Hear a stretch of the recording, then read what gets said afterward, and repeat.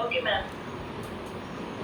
Good morning, good afternoon, students. So we are on 20. What is today's date? 28th Tuesday. 28th Tuesday. Yeah, and we are moving on to unit uh, five, five, six, seven. The third unit, unit 7, and third unit in your semester 4, because you only semester 2 you only have 4 units, and this is unit 7 in the book, but unit 3 for you all in this semester. And the poem is called Stanza Written in Dejection Near Naples by P.B. Shelley. Now, all of you all now, I don't have to ask you all where Naples is, because Italy has been in so much in news during the corona times that everybody knows about Italy and Naples. Now, I'll quickly give a brief introduction to P.B. Shelley, who is a romantic poet like Wordsworth and Keats. They are the trio. Wordsworth, Keats, and Shelley are the three great poets of the Romantic age, and I'll give you a brief introduction to the poem also, and then we will start the we'll do the glossary and then we'll go on to the question answers. Okay, so the poem is called Stanzas Written in Dejection Near Naples. Dejection meaning he was upset, he was depressed. Near Naples, he had gone for, many of them would go to Italy, France, from England for their sojourn during winter or for a holiday. Going to Europe was a big thing.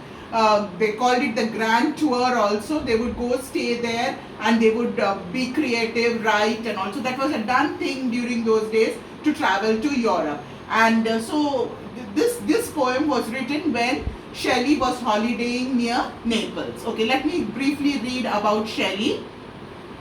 P.B. Shelley, 1792 to 1822, was an English poet. Born into a wealthy upper-class family, he detested tyranny and institutionalized servitude. He was expelled from Oxford for publishing a tract called The Necessity of Atheism. So he was a rebel. Shelley was a rebel, okay? And he was expelled from Oxford because in that very Christian conservative English society, he wrote this piece called the necessity for atheism. Atheism is when you don't believe in God, okay? Because the society was unable to tolerate his radicalism and forced him to leave England permanently in 1818. Shelley's poetry shows a remarkable blend of idealistic message, precision of imagery, and captivating melody. He's a typical romantic poet, and like the anti-hero, he was a rebel also. Okay. Okay. Shelley's poetry shows a remarkable fine blend of idealistic message, precision of imagery, and captivating melody. His works express his ardent faith in the progress of the perfectibility of man. He believed in the perfect man. Again, a very idealistic theory. As a master of lyric poetry, he is unfailingly musical. The stamp of his poetic genius is clearly seen in his lyrics like Alistair, To the Skylark, Adonai, and in his verse drama, Prometheus Unbound. So he was a rebel poet, but he was a romantic poet, very, very melodious and lyrical, but led a very tragic life. So that gets reflected in his poetry. And when, there is tragedy, there is tragic situations in your life, then your poetry also becomes romantic. Romantic is always not love and things like that. It is the passion, the emotion. It is feelings, okay? Like Wordsworth said, it is emotions recollected in tranquility. And emotions can be anything, even painful and tragic emotions are romantic, okay? The present poem, the poem that we are doing, was written when Shelley and his wife Mary was visiting Naples during the winter from November 1818 to February 1819. Like I told you, it was a done thing that because England becomes very cold, they would move to the warm summer climates, the Mediterranean climates of Italy and France during winter. So this poem was written there, okay, when the climate was pleasantly warm.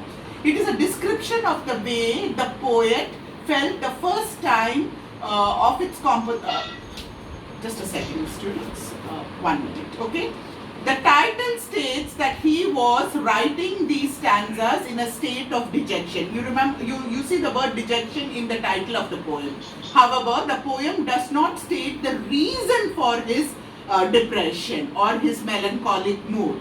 Although the poem begins with beautiful, uplifting description of nature, it ends in rather sorrow-filled and melancholy notes. Shelley is able to see the beauty of nature, is able to describe it with love and rigor, but when it comes to his own life, he is unable to find a glimmer of hope. So you see two kinds of romantic elements in this poem. First, the beautiful description of nature, which is a romantic element, and then you have the poet expressing his feelings, which is again very depressing and all that, and that is also again a romantic element, okay. And he feels towards the end you see that the poet has no, what you call, he's almost express hopelessness, and that is the romantic element, the other romantic element in the poem. Shelley was suffering from depression for a number of reasons, and that's why he says poem written in dejection near Naples. His first wife had committed suicide. Mary was his second wife. His first wife had committed suicide. The court had taken the custody of his children. His poetry was neglected by the public and condemned by critics. He was plagued by financial problems. He suffered from poor health, and his wife Mary was estranged from him following the death of their daughter in this poem. So do you see all the tragic situation? First wife committed suicide. The court had taken custody of his 2 children. He had financial problems, and as a poet he was not appreciated and critics were criticizing. Now we know he's a great romantic poet, but when he was writing, and then also he suffered from poor health. He was not keeping well, and his wife Mary, the second wife, she was very she had separated from him for a brief period of time because their daughter had died. The poet is in a state of dejection, and it is articulately and artistically placed in sharp contrast to the beautiful emphasis of nature around him, and then how he portrays dejection. Did you get that? So the poem is there for you to see, and we will see how he describes nature, one romantic element, and then why his hopelessness and dejection for his various personal reasons. So before we go on to the poem, let me quickly take you to the glossary. Through the glossary, you will be able to see it in the poem. The first one is called city. The first word is city. It refers to the town of Naples where he was spending time, okay, and in solitude, so that he could write his poems. Cold here in line 37 means dead. Deep in line 10 here refers to the sea. Deep means the deep ocean, okay, the sea, the ocean. Dejection, very important word from the title. It means a state of depression. Despair, loss of hope in a situation, a loss of hope that a situation will improve. Okay, you are in despair, but then it means you are totally in a state of hopelessness, but hoping that the situation will improve. Dissolve is to fade away. Melt, dissolve is to melt. It means here fade away. Poetic use of dissolve. I see the waves thrown, those lines. The waves of the sea seems to dissolve into light when they strike the shore. A very beautiful description. When you read the poem, you will see that. So the waves hitting the shore, and it looks as if it's dissolving in light. Lament. Lament means to express sorrow or unhappiness about something. Look at the words, Ma. You will see when you see the words in the poem: cold, dejection, despair, dissolve, deep. The use of vocabulary to convey the sense of his state of mind. The next word, linger. Linger is to take a long time to disappear or die. Okay? Measured, regular, rhythmic. The next word is moan. A cry expressing pain or disapproval. Again, look at the words lament, linger, moan, all conveying, all words to convey his state of mind. Look at this word, monotony, boring and repetitive. Naples. Naples is a city in Italy. Okay. Purple moon. It is a color symbolism. Purple is traditionally associated with something spiritual or something pure and ideal. Remember, I told you Shelley was a very idealistic poet, and purple moon, the idealism of the poet being reflected in the color of the noon. Purple noon. Okay. Solitude, the state or situation of being alone. Look at again the word solitude. The word conveying his state of despair, dejection, alone, being alone. Star showers. Star showers, meteors. You know, like shooting stars. Recently, last week, we had that phenomenon in Hyderabad also. Steal, to move in a quiet, secretive manner. Stealth, you know, stealth, the word stealth. And from there, steal. Steal is to move in a quiet, secretive manner. Surpass, to become better or stronger at something.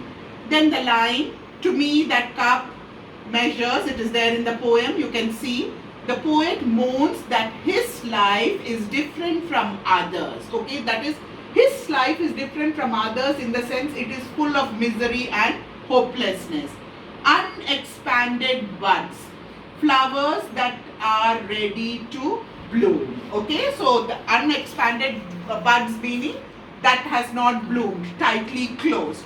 So these were the vocabulary words, and the words all very poetically and effectively conveying the state of dejection, despair, solitude, hopelessness that the poet is in. So I hope you know you have been able to recollect something, because we have already done the poem and this is revision about the poet, about the poem that he has written in Dejection. Beautiful description of the nature in the first stanza, and then slowly moving to his personal grief, tragic hopelessness that he portrays. Okay, students? Now take a minute and read the poem, and then we will do the question answers. Just read the poem so that you will recollect, and then